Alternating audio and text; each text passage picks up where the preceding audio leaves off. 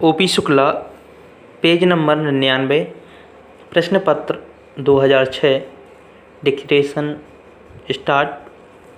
सभापति महोदय, सरकार के कुछ मुख्य कार्यों में से एक महत्वपूर्ण कार्य देश के विभिन्न भागों में समय समय पर होने वाले दंगों के कारणों का पता लगाना है।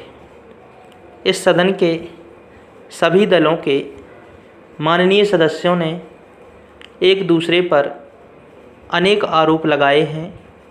मैं इनमें से कुछ आरोपों से सहमत हूँ, लेकिन मैं यह मानता हूँ कि एक दूसरे पर इस सदन में आरोप लगाने से समस्या का कोई हल नहीं निकल सकेगा और ना ही स्थिति में कोई सुधार आ सकेगा। हम लोग यदि इस प्रकार के दंगों पर हमेशा के लिए काबू पाना चाहते हैं तो हमें अपने देश में ऐसी शिक्षा देनी होगी जिससे कि एक दूसरे के प्रति गलत भावनाएं पैदा ना हों। सभापति महोदय, पिछले काफ़ी समय से इस देश के कई भागों में जो लड़ाई झगड़े हो रहे हैं, जो दंगे हो रहे हैं, उन पर आज हमारे इस माननीय सदन में चर्चा चल रही है। इस सदन में हम सभी सदस्य यह अनुभव करते हैं कि यह चर्चा होनी बहुत ही आवश्यक है।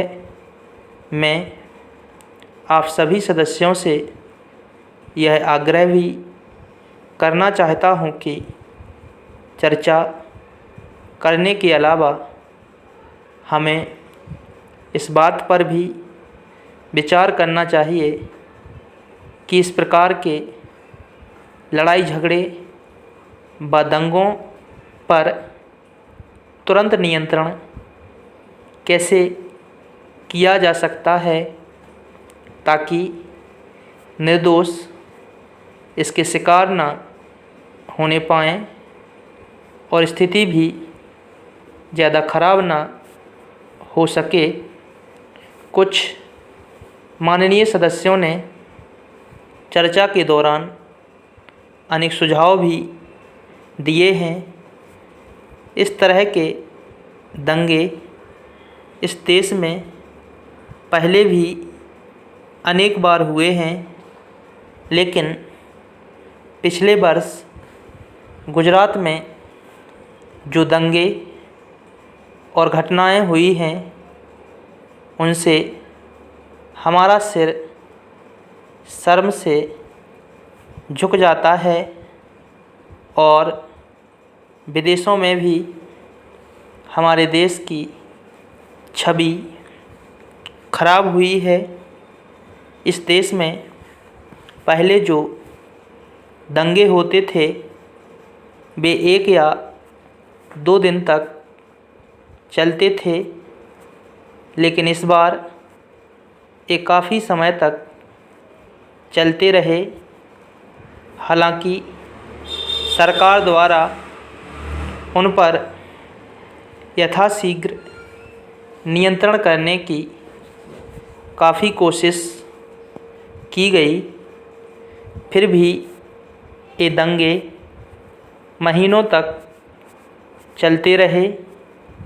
सरकार ने तथा अन्य संगठनों ने, सब धर्म के लोगों ने आपस में मिलजुल कर एक अच्छा वातावरण बनाने की पूरी कोशिश की।